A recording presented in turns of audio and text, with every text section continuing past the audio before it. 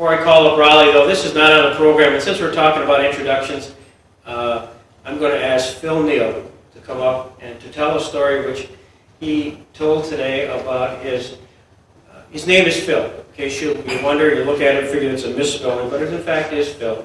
And with that, I'm going to embarrass you and ask you to come up and tell that story because it's apropos.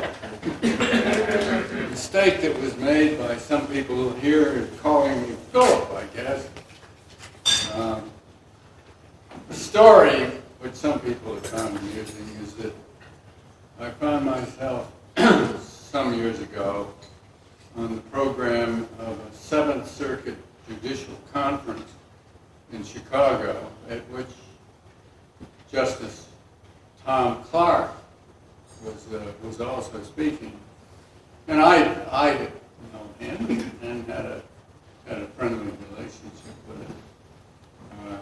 He preceded me on the program, and toward the end of his speech, right at the end of his speech, he saw me sitting there and made some reference to my friend Phil, and said, I hope it's all right to refer to the dean by his first name, and then he kind of finished his remarks. And I was up and groping for some kind of light remarks to open my talk with.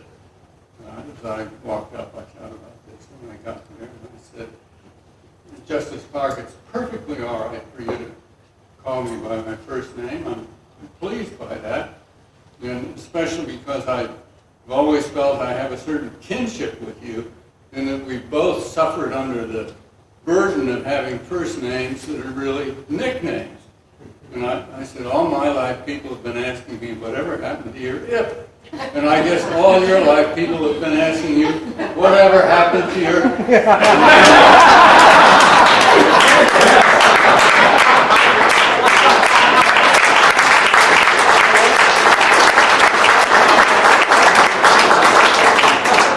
It was one of my more successful impudences in the course of my career. And I still meet lawyers who remind me of that event. I repeated it here, and some people seem to like it. Since I'm on my feet, though,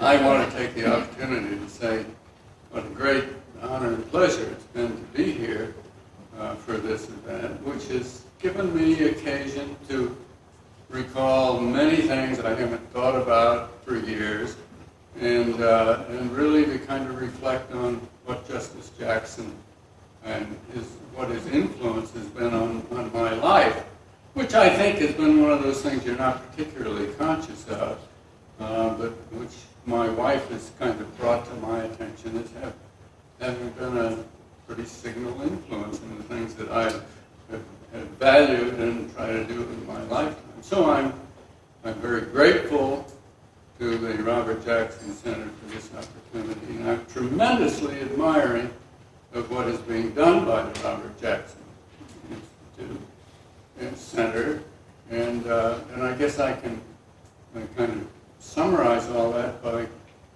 paying great tribute to